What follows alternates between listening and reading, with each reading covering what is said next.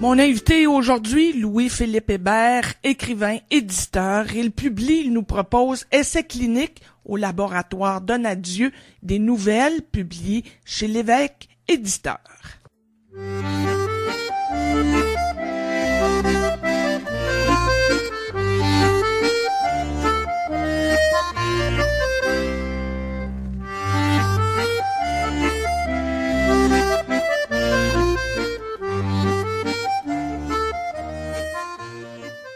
Louis-Philippe Hébert, bien contente de vous parler ce matin, même à distance, avec cet entretien téléphonique. Aujourd'hui, on va faire le tour de la carrière. Elle est impressionnante, votre carrière, Louis-Philippe Hébert. J'en suis presque intimidée. Ah, écoutez, chacun a un peu une notion de sa propre existence comme étant quelque chose de banal. Je présume que je me trouve banal et je trouve mon existence banale. Mais peut-être que vu de l'extérieur, effectivement, il y a des éléments qui sont un peu surprenants. Le plus surprenant, en fait, c'est celui qu'on identifie le plus, sur lequel on pointe le plus, c'est le fait qu'un écrivain, un poète, soit aussi un informaticien, en même temps aussi un homme d'affaires. Ça, en général, ça surprend un peu les gens. Écrivain éditeur à la Grenouillère, on va y revenir, mais tout de même, depuis, membre de l'Ordre des francophones d'Amérique, prix du gouverneur général, Grand prix québécois du Festival international de la poésie Trois-Rivières, prix du Festival international de poésie de Montréal, et j'en passe ici. Enfin, vous avez touché à tout, à tous les genres, poésie, nouvelles, romans, essais. Oui, j'ai le même sentiment face à la littérature qu'un auteur qui est très célèbre, un géant de la littérature, qui est Victor Hugo. Victor Hugo faisait du théâtre, de la poésie, ça, on le sait, beaucoup, et aussi du roman. Et quel roman, en fait, Les Misérables et d'autres romans. Et en même temps aussi, il faisait de l'essai, donc il se prononçait, et aussi de la politique. Je pense que la littérature, c'est quelque chose qui est très vaste et qu'un écrivain, s'il le veut bien, peut s'adonner à la fois à la poésie, au roman, à l'essai, à la nouvelle aussi, en fait, à tous les genres, sans trop se restreindre. On a un petit peu la manie, ça c'est une manie du 21e siècle, mais qu'on a hérité du 20e siècle. On a un peu cette manie de vouloir qu'un écrivain ou un artiste ne soit qu'une chose. Dans le sens qu'on dit, lui, c'est un poète. S'il écrit une pièce de théâtre, on dit, mais qu'est-ce qu'il fait là? Pourquoi il écrit une pièce de théâtre? Un peu la même chose au niveau du romancier. Lorsque quelqu'un est catégorisé côté des romans, alors à ce moment-là, il n'a comme pas le droit de faire de la poésie. Pourtant, tout ça, c'est de la littérature, tout ça, c'est de l'écriture, et je pense que quelqu'un qui sait bien se servir de la langue, se servir des mots, peut se servir allègrement, ça veut dire avec un grand sourire, de la poésie, du roman, de l'essai, de la nouvelle, du théâtre, sans se restreindre. On peut dire que c'est ce qui fait l'écrivain engagé. Vous êtes engagé dans votre écriture aussi. Vous prenez ça à cœur, c'est clair. Oui, on va du côté des extrêmes, hein. J'ai tendance à faire deux catégories. Il y a des écrivains qui sont des écrivains, je dirais, d'un seul livre ou de deux livres. C'est-à-dire qu'ils ont le goût d'écrire quelque chose. Je les méprise pas du tout, là, au contraire. Mais ils ont le goût d'écrire quelque chose, ils l'écrivent, et après, ils passent à autre chose. Alors que il y a des écrivains qui sont des écrivains, je m'en allais dire de carrière, mais c'est pas tout à fait de carrière, c'est de passion, en fait, qui font de l'écriture, de la littérature toute leur vie. Il y a vraiment cette distinction-là qu'on peut faire maintenant entre l'un et l'autre type d'écrivain. Et moi, j'appartiens plutôt aux passionnés, à ceux qui n'ont jamais arrêté d'écrire et qui ont surtout commencé. Mon Dieu, à l'âge, les premiers textes que j'ai publiés, j'avais 14-15 ans. Alors, maintenant, en fait, on fera pas de mathématiques, là, mais ça fait quand même assez longtemps. C'est drôle parce que c'est un peu la même chose du côté de l'édition. À l'époque, au collège, j'avais un ami qui s'appelle Pierre Rastoul, qui d'ailleurs habite à Sherbrooke. Pierre et moi, ce qu'on faisait, c'est qu'on faisait des livres. Moi, je faisais les textes, lui faisait les illustrations. Il est devenu muséologue ensuite, il s'est occupé de beaucoup de musées et tout. C'est un artiste extraordinaire. Alors, lui faisait des illustrations, moi, je faisais les textes. On publiait ça sur des espèces de petites machines à gélatine, à acétate, en tout cas. Imaginez ce que vous pouvez à une époque où la photocopieuse n'était pas encore inventée, où l'accès à la photocopieuse était trop cher, alors trop coûteux. On faisait nos livres et on les vendait. On faisait des tirages de 10, 15, 20, 30 exemplaires qu'on vendait à nos confrères de classe, à nos professeurs parfois. Et croyez-le ou non, on épuisait les tirages, de sorte que moi-même, je n'ai aucun exemplaire de ce qu'on a fait à cette époque-là. Et par la magie, j'aime bien ça dire ça parce que parfois on dit l'informatique, c'est quelque chose, on a une vision un peu négative de l'informatique, mais par justement la magie de l'informatique, par Facebook, tout à coup on s'est retrouvés il y a à peu près 2 ans. Bon, un nom comme Rastoul, c'est pas un nom qui est très courant, alors ça m'a permis de le retrouver presque immédiatement. Alors je l'ai retrouvé, on est allé manger au restaurant ensemble. On a eu bien du plaisir, c'était des retrouvailles, mon Dieu, de presque 50 ans. Je lui ai dit, tu te souviens, on faisait des livres ensemble et c'est malheureux que tout ça soit disparu. Et savez-vous ce qu'il m'a dit? Il m'a dit, non, j'ai ces livres-là, je les ai encore. Alors, il a des archives extraordinaires et dans ces archives, il a tous les livres que nous avons publiés ensemble. C'est absolument merveilleux. Évidemment, ce sont des livres qui sont des œuvres de jeunesse, de très jeune jeunesse, là. On parle d'avoir 12 ans, 13 ans, 14 ans, mais ce sont quand même des œuvres. Et quand je regarde autant son parcours, lui, dans le domaine des arts, et moi, dans le domaine de l'écriture et évidemment de l'édition, je m'aperçois que on dirait qu'on avait été programmé dès le départ. Dès notre plus jeune âge, on savait qu'est-ce qu'on voulait faire, d'ailleurs. Quand les gens nous demandaient qu'est-ce que vous voulez faire plus tard, et tout ça, moi, je répondais toujours, je veux faire un écrivain. Et lui, c'était un artiste. Je suis un artiste. On ne disait même pas, je veux être un écrivain. On disait, je suis un écrivain. Il lui répondait, je suis un artiste. Incroyable que plus tard, on se retrouve à Sherbrooke même pour ces espèces de retrouvailles. Écoutez, je vous mens pas, on avait un peu les larmes aux yeux. C'est quelque chose d'assez fantastique parce qu'il y a une différence d'âge entre lui et moi d'à peu près 3 ou 4 ans. C'est une différence d'âge qui compte presque pas lorsqu'on a atteint la maturité, mais lorsqu'on est enfant, elle compte beaucoup. Lorsqu'on a 13, 14, 15 ans, comme je vous le disais, le 3 ans de plus ou de moins, c'est énorme. Et moi, dans ma tête, parce que j'étais plus vieux que lui, je trouvais toujours qu'il était plus petit. Bien évidemment, il était plus petit parce qu'il était plus jeune. Il n'avait pas encore atteint sa taille maximale. Et quand je l'ai retrouvé, là, c'était la surprise de ma vie parce qu'il me dépasse d'à peu près 2 têtes.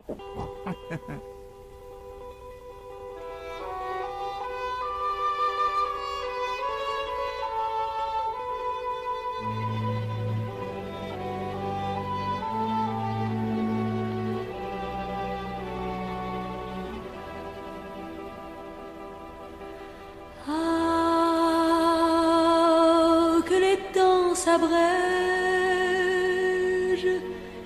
viennent les vents et les neiges, viennent l'hiver en manteau de froid, viennent l'envers des étés du roi, mais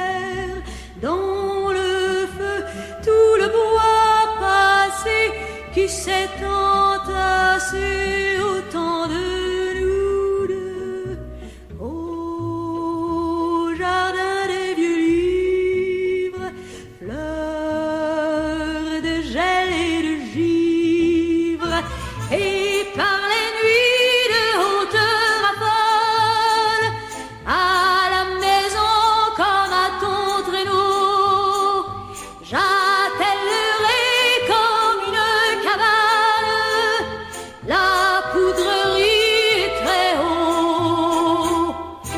Par-dessus les lacs, les bois, les mers, les champs, les villes, plus haut que les plus hauts jeux du soleil qui dort immobile, nous irons par les chemins secrets de l'univers pour y vivre le pays qui nous appelle à ciel ouvert.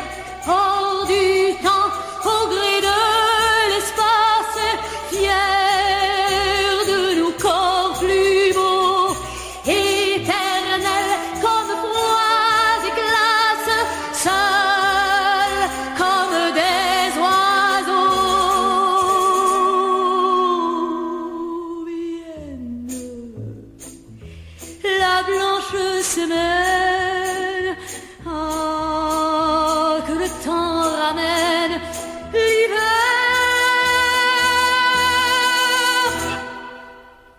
J'ai envie de dire fabricoleur de l'écriture, mais l'écriture, elle arrive très tôt aussi, alors que vous étiez un enfant turbulent. Est-ce que je peux dire ça? Oui, turbulent, oui, mais surtout un enfant réfractaire à peu près à tout ce qui pouvait m'encadrer. J'avais la conviction, très très jeune, que ce que j'avais à apprendre, je pouvais l'apprendre par moi-même et que j'avais pas besoin d'être guidé ou d'être encadré.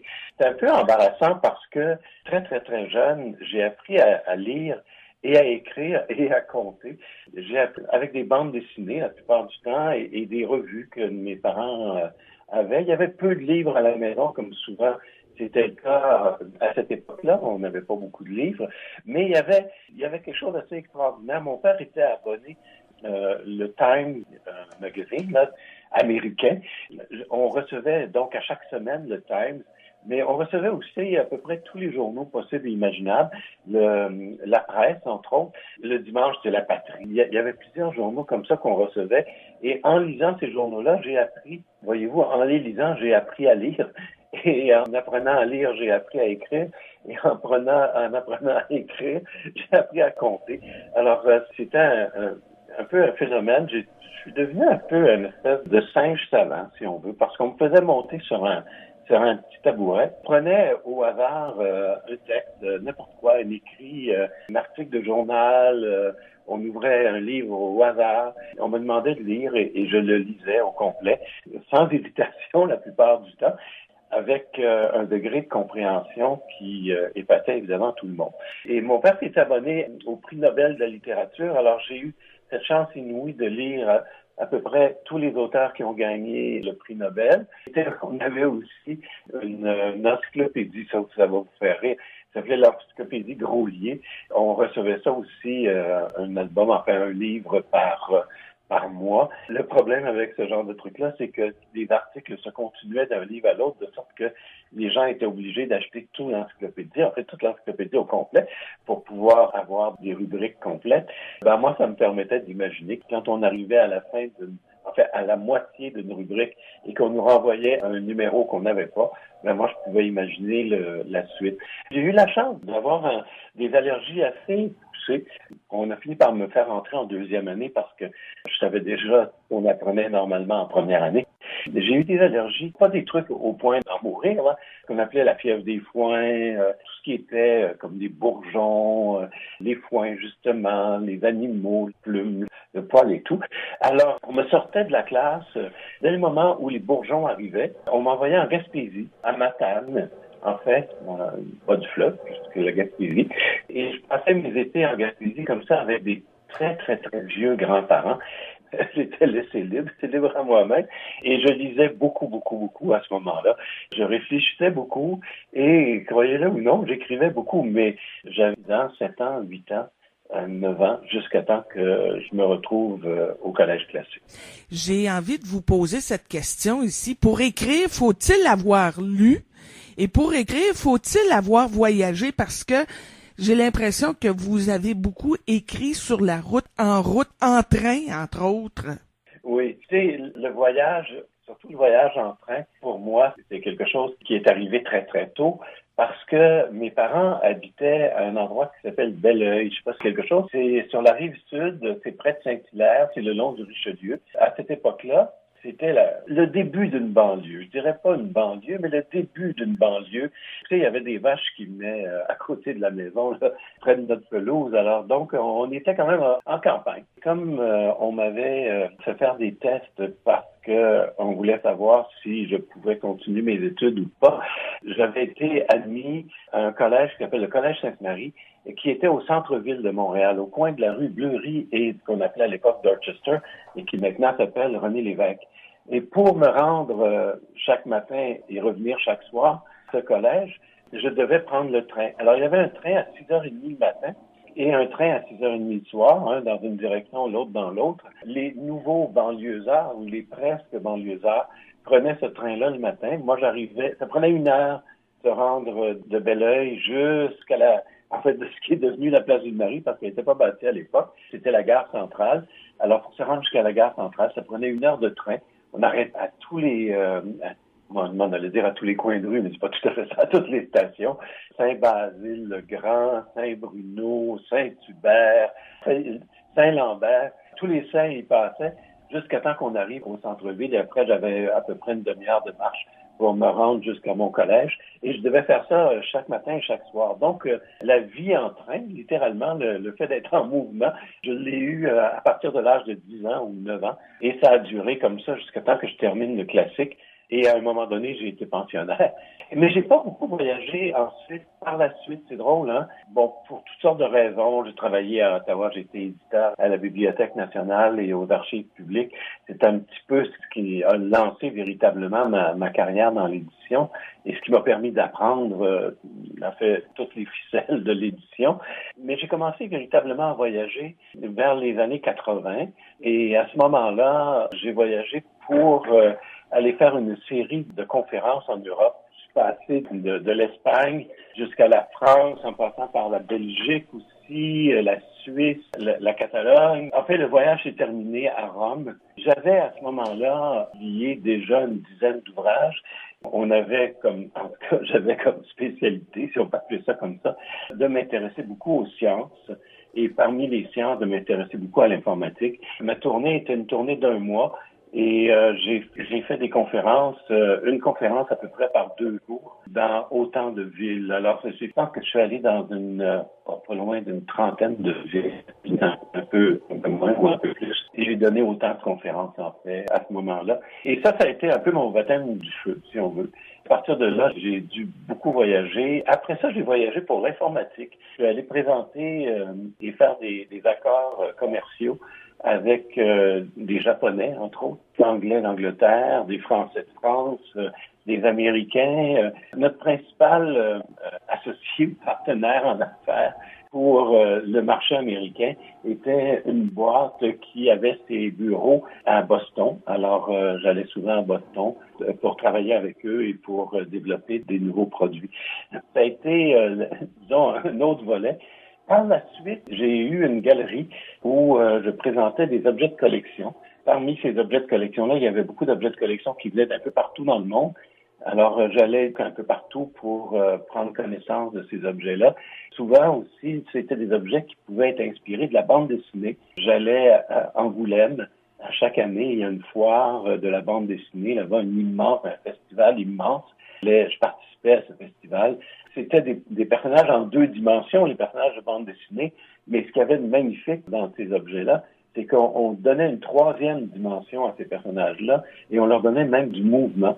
Ça faisait des statuettes absolument incroyables. Vous avez dû sans doute en voir, des statuettes de Tintin, d'Astérix, mais aussi de Batman, en fait, à peu près tous les personnages du monde du cinéma, de la bande dessinée, du dessin animé. Donc, ça m'a permis de voyager beaucoup et j'ai eu aussi une pause après ça parce que mes œuvres ont commencé à apparaître. Je voulais pas publier de livres. En fait, je voulais pas publier de mes œuvres à moi, là, parce que je publiais beaucoup des auteurs que j'accueillais dans ma maison. Je voulais pas publier mes œuvres à moi. J'avais une espèce de discrétion, si on veut. Je voulais pas du tout que ça soit publié. C'est un peu par hasard que ça s'est fait. Je me suis retrouvé aux Herbes Rouges. Aux Herbes Rouges, on a publié 2 livres, moi, par année. Un livre de poésie et un livre de ce qu'on appelle de la fiction. À partir de là, j'ai eu des prix. Et comme j'ai eu des prix, on m'a invité dans plusieurs festivals un peu partout dans le monde. J'ai peut-être visité pour la poésie et pour lire de la poésie en public peut-être une centaine de villes, de grandes villes différentes, peut-être un peu plus, je sais pas, je compte pas.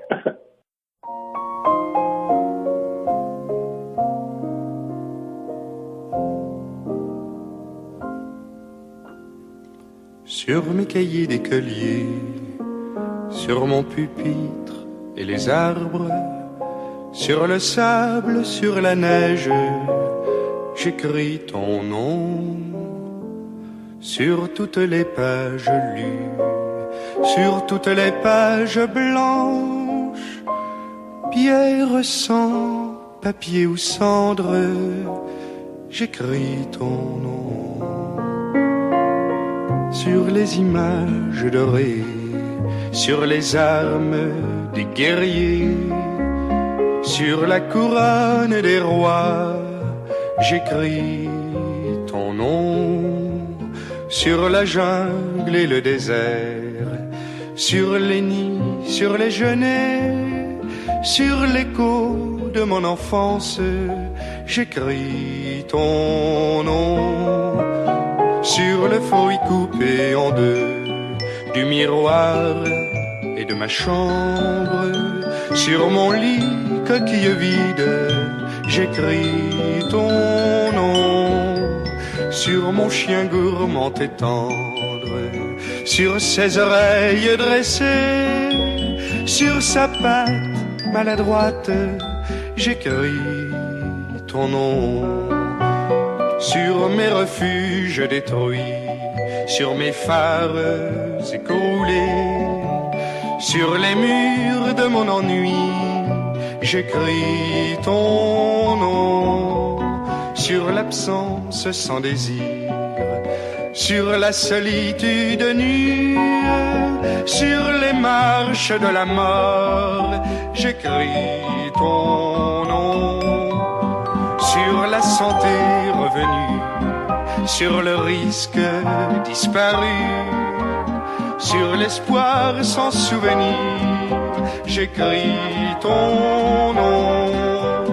Et par le pouvoir d'un mot, je recommence ma vie. Je suis né pour te connaître, pour te nommer liberté.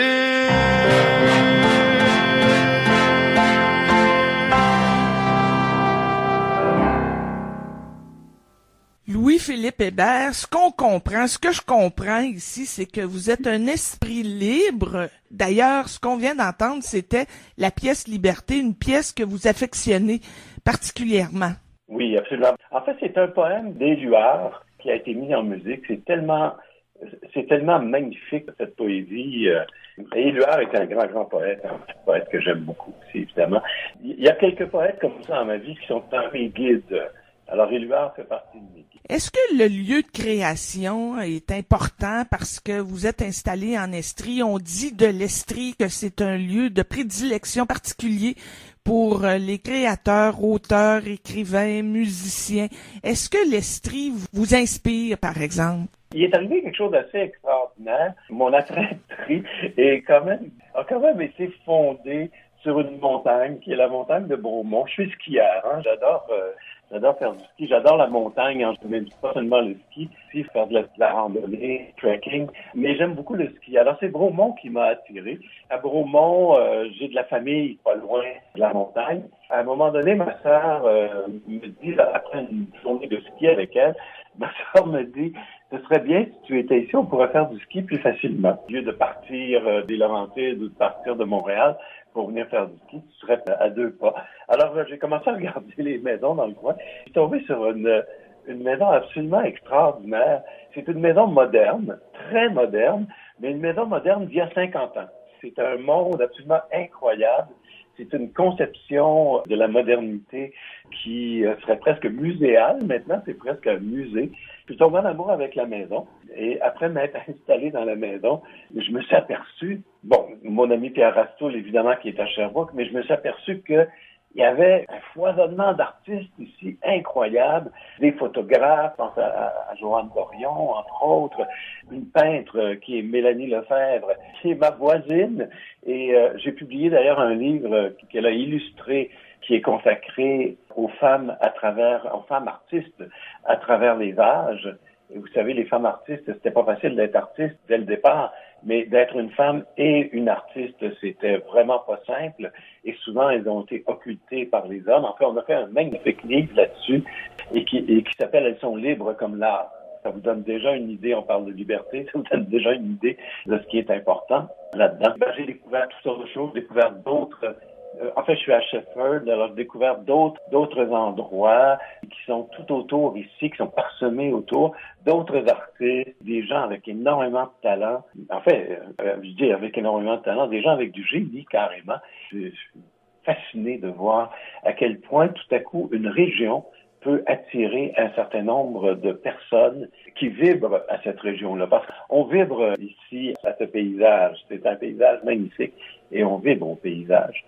C'est bien beau jouer aux fesses, mais pour jouer aux fesses, habituellement, ça te prend une chambre de motel.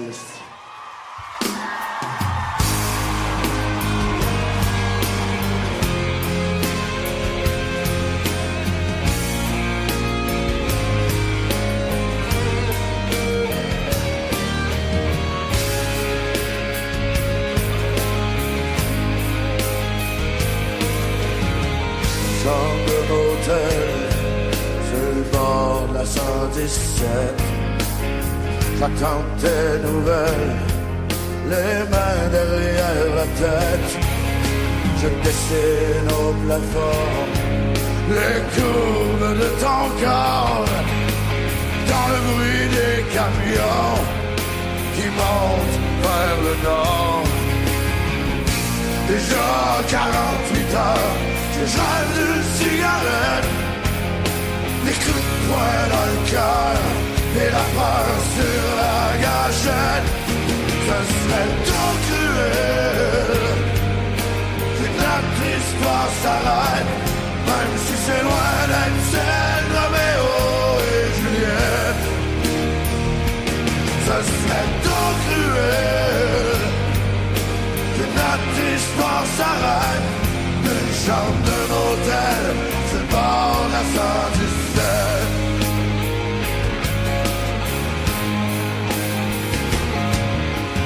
Souviens-toi de nos 15 ans, je te l'avais juré. Un jour j'aurai de l'argent pour ta robe de mariée. Tu sais que j'ai essayé, mais là j'avais plus le choix. Mendier ou voler, je connais ça. J'suis peut-être allé trop loin, ils m'ont troué la peau, mais je recommencerai demain. Pour toi y'a rien de trop beau. Ce serait trop cruel que notre histoire s'arrête, même si c'est loin d'être celle de Roméo. Ce serait trop cruel que notre histoire s'arrête, d'une chambre de motel sur le bord de la 117. Ce serait trop cruel. J'ai mal, je serre les dents, faut que tu me sortes de là. J'ai déjà perdu trop de ça, mes fibres, ils m'auront pas. Tu sais que j'suis pas un mauvais gars, malgré mon dossier. Mon amour écouterait pas, j'ai pas tiré le premier.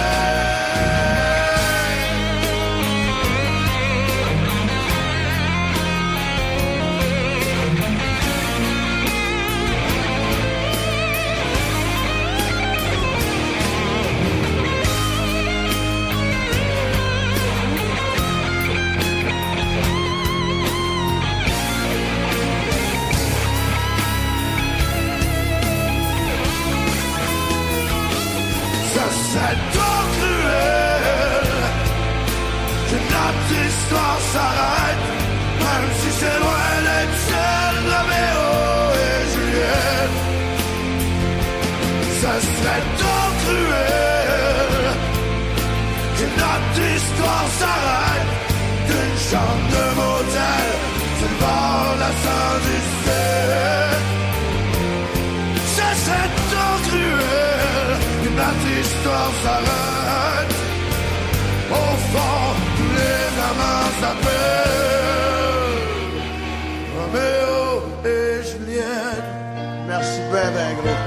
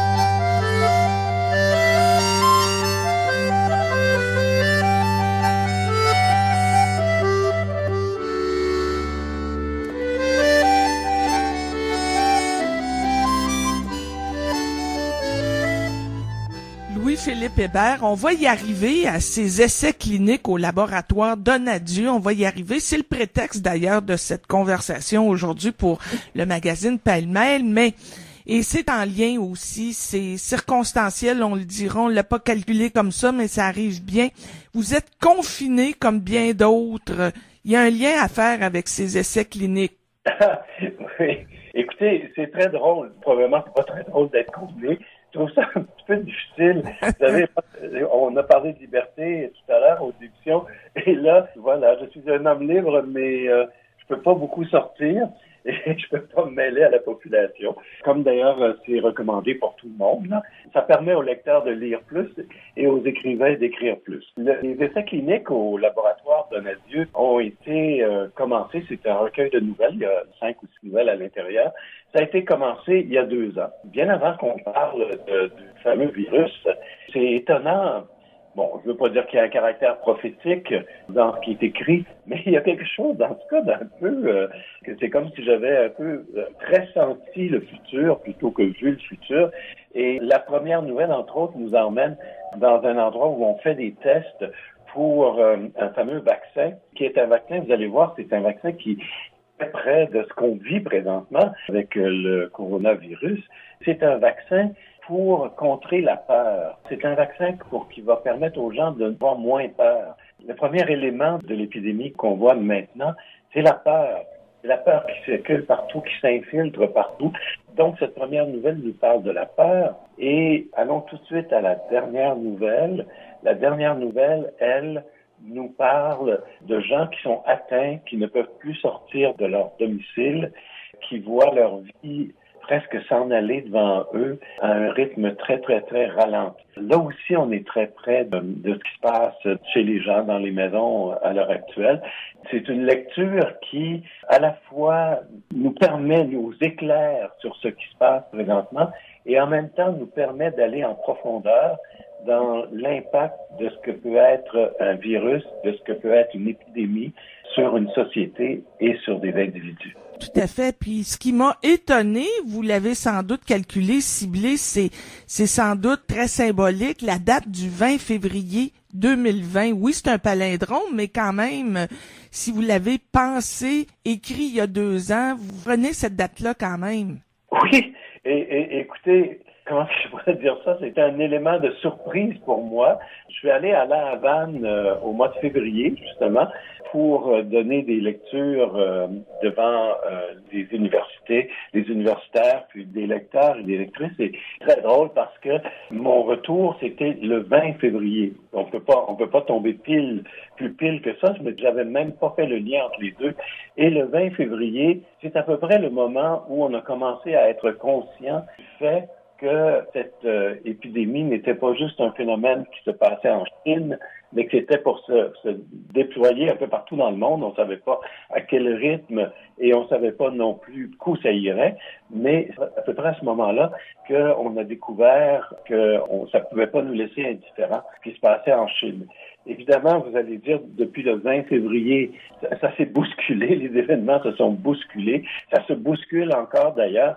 On peut parler même d'une dégringolade plus que n'importe quoi. On a l'impression qu'on a très peu de contrôle sur ce qui se passe. Heureusement, on est bien balisé, mais il en demeure pas moins que c'est rendu à l'échelle mondiale. Et maintenant, on fait beaucoup d'essais cliniques en laboratoire, un peu partout, pour essayer de trouver la solution à ce problème, qui est un problème énorme quand même. Mais vous avez raison, c'est tout à fait étonnant. Et moi-même, j'ai été étonné quand le livre est sorti. Et d'ailleurs, il est paru à peu près le 20 février. Alors donc, encore une fois, concordance de date. Mais quand je suis revenu et tout ça, je pense que c'est un mois plus tard, même pas un mois plus tard, peut-être 3 semaines plus tard, ça a déjà commencé à nous toucher beaucoup, là. De fait, on va écouter une pièce que vous avez choisie. Toutes les pièces qu'on écoute aujourd'hui, vous les avez choisies avec parcimonie. Elles sont tout à fait de circonstance aussi. Cette pièce, Le condamné à mort. Pourquoi celle-là? Mon Dieu, ça c'est probablement une pièce. La plupart de ce qu'on fait jouer là, on parlait de Paul Éluard tout à l'heure, ce sont des pièces qui sont inspirées de textes, des chansons inspirées de textes d'auteurs, de grands auteurs. Dans ce cas-là, c'est Jean Genet, qui était justement un rebelle. Vous m'avez parlé de rebelle tout à l'heure. Je n'étais pas un rebelle, mais je suis un rebelle en fait. Je suis tellement rebelle que je ne veux même pas dire que je suis un rebelle. Le condamné à mort, c'est Jean Genet, qui a été écrite lorsqu'il était en prison et condamné lui-même pour meurtre. C'est un très, très grand écrivain français. Il a été sauvé de la guillotine par Paul Sartre, entre autres, qui a fait des démarches pour qu'il ne soit pas guillotiné et ensuite pour qu'il soit libéré. Et c'est une pièce qui est une très, très, très belle pièce. Il faut l'écouter avec beaucoup, beaucoup d'attention. C'est un prisonnier dans une cellule qui a comme amant, puisque c'est le cas, un autre prisonnier, qui est un jeune homme qui va mourir à l'aube le lendemain. C'est un peu le poème, en fait, c'est la lettre d'amour plutôt qu'un poème, que le prisonnier qui est là envoie à celui qui va mourir le lendemain, justement au condamné à mort. Il y a une poésie extraordinaire. Moi, ce que j'aime dans la poésie, c'est qu'on parle de vraies choses. J'aime beaucoup les poésies éthérées, vous savez, où on parle de choses impossibles à voir, à percevoir ou à comprendre. Dans ce cas-là, on est vraiment dans quelque chose de presque terre à terre. La poésie, la belle poésie pour moi, comme d'ailleurs le roman et les nouvelles, ce sont des textes qui nous parlent de notre réalité, de la réalité qui nous entoure. Sur mon cou, sans armure et sans haine, mon cou, que ma main plus légère et grave qu'une veuve effleure sous mon col sans que ton cœur s'émeuve. Laisse tes dents poser leur sourire de loup. Oh viens mon beau soleil, oh viens ma nuit d'Espagne. Arrive dans mes yeux qui seront morts demain. Arrive, ouvre ma porte, apporte-moi ta main. Mène-moi loin d'ici, battre notre campagne. Le ciel peut s'éveiller, les étoiles fleurir, ni les fleurs soupirer et des prés l'herbe noire, accueillir la rosée où le matin va boire. Le clocher peut sonner, moi seul je vais mourir. Oh viens mon ciel de rose, oh ma corbeille blonde, visite dans sa nuit ton condamné à mort. Arrache-toi la chair, tu escalade mort. Mais viens, pose ta joue contre ma tête ronde. Nous n'avions pas fini de nous parler d'amour. Nous n'avions pas fini de fumer nos gitanes. On peut se demander pourquoi les cours condamnent un assassin si beau qu'il fait pâlir le jour. Amour, viens sur ma bouche, bouche, amour, ouvre tes portes. Traverse les couloirs, descend, marche léger. Vole dans l'escalier, plus souple qu'un berger. Plus soutenu par l'air qu'un vol de feuilles mortes. On traverse les murs, s'il le faut, marche au bord des toits. Des océans, couvre-toi de lumière. Use de la menace, use de la prière. Mais viens, ô ma frégate, 1 heure avant ma mort. On en a un peu parlé. Souvent, l'écriture peut confondre. Dans le cas présent ici, vous travaillez le concept réalité-fiction. On y croit, c'est très réaliste, mais en même temps, on se dit, ça se peut pas. Ouais. Ben, écoutez, c'est un petit peu comme, ça me fait penser à la peinture hyper réaliste, où vous avez une description tellement réaliste de quelque chose que la chose en question, l'objet en question, quand il s'agit de peinture hyper réaliste, l'objet en question devient un objet irréel tellement il est réel. Alors, c'est un peu le but de la littérature, c'est de nous faire passer de notre quotidien, de notre réalité, de ce qu'on accepte comme étant l'ordre des choses, si on veut, la façon dont les choses doivent être, grâce à l'écriture, dans ce monde de choses-là, nous en montrer le côté artificiel, finalement, aussi montrer à quel point, à l'intérieur des objets qui nous entourent, à l'intérieur du monde qui nous entoure, à l'intérieur des événements, on est sollicité sur le plan des émotions. On a toujours l'impression que notre vie se déroule un peu froidement, et quand on lit un texte qui nous ouvre aux émotions, on s'aperçoit que notre vie est pleine d'émotions, notre vie est pleine aussi de raisonnements que nous faisons. Nous essayons toujours, et je pense que de notre naissance jusqu'à notre fin, nous essayons toujours de comprendre qu'est-ce qui se passe. Mais comprendre ne veut pas dire nécessairement comprendre d'une manière intellectuelle, ça veut dire de comprendre d'une manière émotive, d'une manière sensible. On le fait avec notre sensualité, avec notre sensibilité, avec notre intelligence, mais la grande question, finalement, je pense que depuis notre naissance, depuis des yeux grands ouverts, la première fois, des enfants, des bébés, mais qu'est-ce qui se passe? Où suis-je? Où suis-je rendu? Où est-ce qu'on s'en va? Est-ce que je vais un jour comprendre quelque chose dans cet univers? La fiction, la poésie, je pense, nous apporte pas des solutions toutes faites. Ce serait horrible d'arriver avec des solutions toutes faites, mais des pistes, des façons de réfléchir, des façons d'être, des façons de voir les choses qui nous permettent non pas de les voir selon ce que l'auteur a écrit, oui, à l'aide de l'auteur, mais selon ce que nous vivons. D'ailleurs, j'ai toujours dit, le livre, c'est un peu comme la partition en musique. Chaque lecteur joue de son livre. Moi, j'ai lu des livres quand j'étais enfant et je les relis maintenant et je lis pas du tout le même livre. Finalement, je m'aperçois que ce que j'ai lu enfant et ce que je lis maintenant, même si ça a le même titre, même si c'est le même auteur, le même nom, c'est pas la même chose. On joue de la littérature, on joue de la lecture. Êtes-vous toujours en contrôle quand vous écrivez? Est-ce que vous voyez tout ce que vous écrivez ou s'il y a des choses qui vous échappent? Me ferait dire oui, je fais tout ça et je sais tout ce qu'il y a là-dedans. Des fois, les étudiants, quand je rencontre des étudiants dans les cégeps et tout, me disent, eux, ils ont fait une analyse du texte et ils me disent, bon, il y a ça dans le texte. Vous conscient de ce que vous avez mis dans le texte? Moi, je dis toujours, je peux pas vous dire si je suis conscient de ce que j'ai mis dans le texte, mais je peux vous dire que c'est moi qui l'ai mis. Donc, je l'ai quand même mis dans le texte. Il y a des éléments parfois qui nous empêchent de vraiment comprendre tout à fait ce qu'on a écrit. Et c'est très drôle parce que il y a des écrivains, je trouve toujours ça amusant parce que des collègues parfois, moi j'aime écrire parce que ce que j'aime surtout, c'est me relire. C'est-à-dire me lire finalement, me lire comme si j'étais un auteur qui était publié ailleurs. Moi, j'aime me lire aussi. C'est terrible cet orgueil. Mais c'est pas par orgueil, en fait, non. C'est plutôt par souci de comprendre, moi aussi. Et je suis un lecteur, moi aussi. On peut pas écrire sans lire. Il faut lire beaucoup pour écrire. Je dis toujours, il faut lire beaucoup pour écrire un peu. Comme l'eau d'érable, de prendre beaucoup d'eau d'érable pour faire du sirop. Il faut faire bouillir beaucoup. De la même chose du côté de l'écriture, du côté de la littérature. Il faut vraiment en lire beaucoup pour pouvoir en écrire, ne serait-ce qu'un.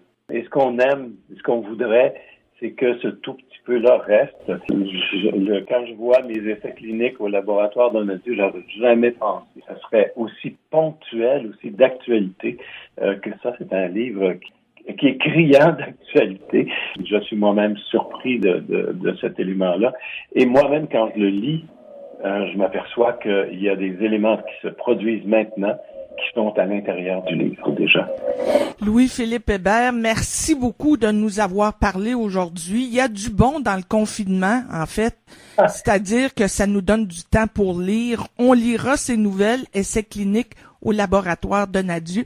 Merci encore une fois de nous avoir parlé. Et si vous me permettez, c'est publié chez Lévesque Éditeur. Et le titre, effectivement, vous avez raison, c'est Essais cliniques au laboratoire Donadieu. C'est en vente en librairie présentement. Et si on est confiné et qu'on ne peut pas se déplacer, il y a toujours des sites à partir desquels on peut commander des livres. Il y a le site d'Archambault, de Renaud-Bré. Et il y a un site que j'aime beaucoup qui s'appelle Les Libraires. Alors, Les Libraires en un seul mot, leslibraires.ca.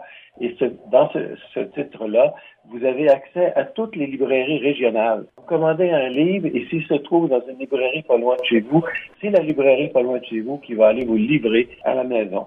Alors, je pense que ça vaut la peine d'encourager quand on dit acheter local, c'est acheter local, même si c'est centralisé par ordinateur à leslibraires.ca.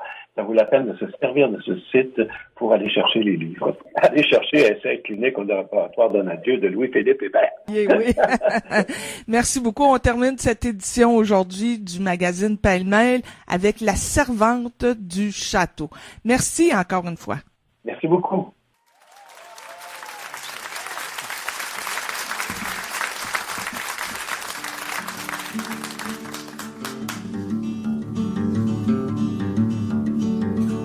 C'est moi la servante du château.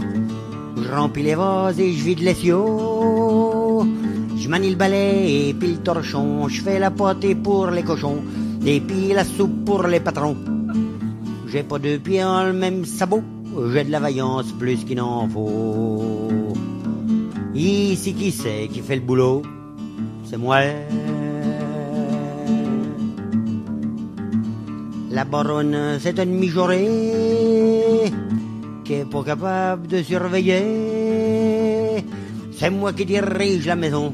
Je compte les bouteilles et les chapons et puis les liquettes du baron. Faut avoir, comme dit monsieur le maire, un œil au bal, l'autre au cimetière. Qui c'est qui sue, même en hiver?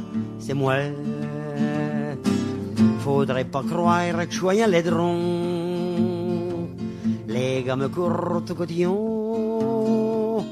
S'ils ne gardent point les mains dans leur poche, moi je te leur refile une taloche. Même le baron quand il s'approche, je le chasse à grands coups de plumeau. J'ai de la vertu plus qu'il n'en faut. Qui sera la rosière du hameau? C'est moi. Quand mademoiselle dans le potager fait la causette à son fiancé, aussitôt je quitte mon torchon pour surveiller un peu ce qu'ils font. Je sais qu'il a de bonnes façons, mais comme disait monsieur notre curé, chauffe un moron, ça le fait péter. Qui c'est qu'a de la moralité? C'est moi. Aux noces j'ai dit à mademoiselle, fleur d'oranger craint pour la grêle. L'évêque est venu bénir la fête, mais comme le bedeau était pompette, et moi qu'à porter les burettes. Soir quand les pouces sont retirés, j'avais de la peine à les quitter. Qui c'était qui les a bordés? C'est moi.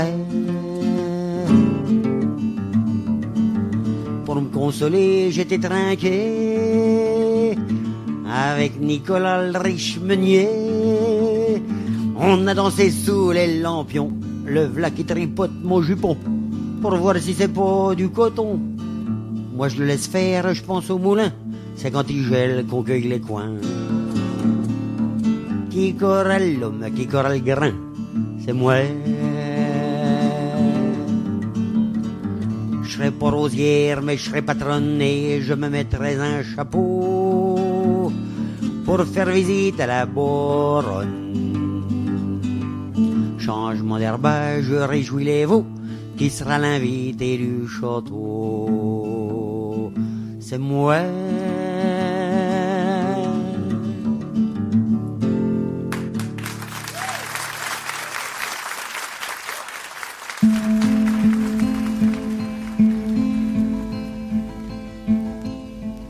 Frères humains qui après nous vivez, n'ayez les cœurs contre nous endurcis, car si pitié de nous pauvres avez, Dieu en aura plutôt de vous merci.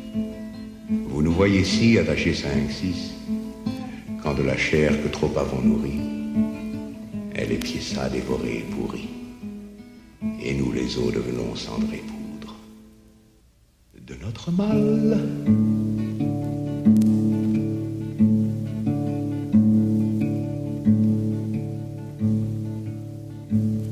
personne ne s'en rit.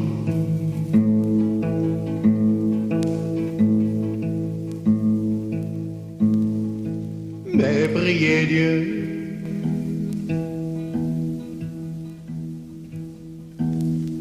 que tous nous veuillent absoudre.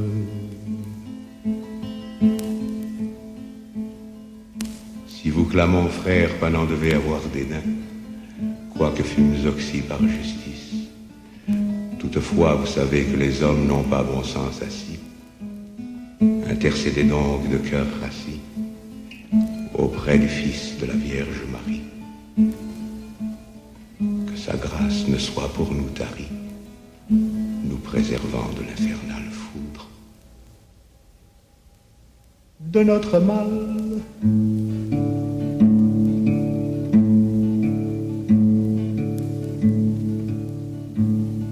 personne ne s'en rit.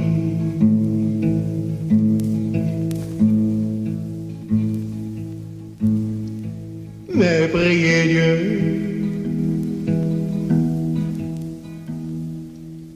que tous nous veuillent absoudre.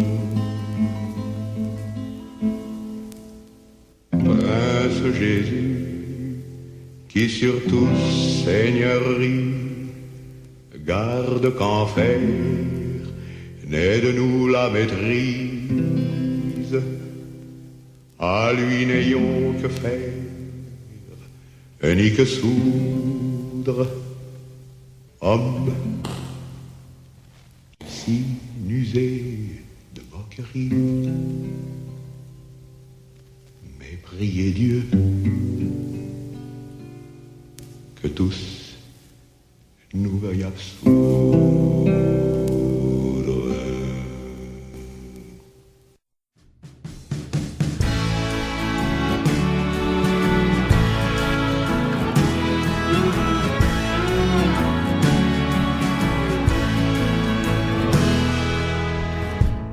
Tourmenter la nuit, les vents là-haut, les ciels poudreux d'étoiles brûlées. Où sont par ce temps mes pères et mères, ma famille, que jamais je ne revois, et les visages peints de mes croyances. J'erre dans la ville sans être heureux, rues et rafales sans hâte de dormir. Où sont Claude, nos fiancées promises, les temps belles de l'album aux légendes, Isabelle, Nicolet, ma folie pour en mourir. À la borne oubliée des rendez-vous, nous avons pris couleur des attelages. La vie s'en va, la vie s'en va, comme le sol se dérobe.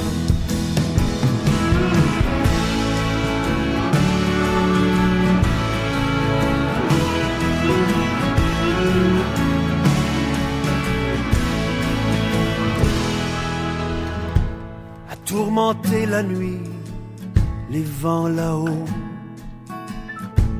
les ciels poudreux d'étoiles brûlées, où sont par ce temps mes pères et mères, ma famille, que jamais je ne revois, et les visages peints de mes croyances, à la borne oubliée des rendez-vous. Nous avons pris couleur des attelages, la vie s'en va, la vie s'en va, comme le sol se dérobe, la vie s'en va, la vie s'en va, comme le sol se dérobe.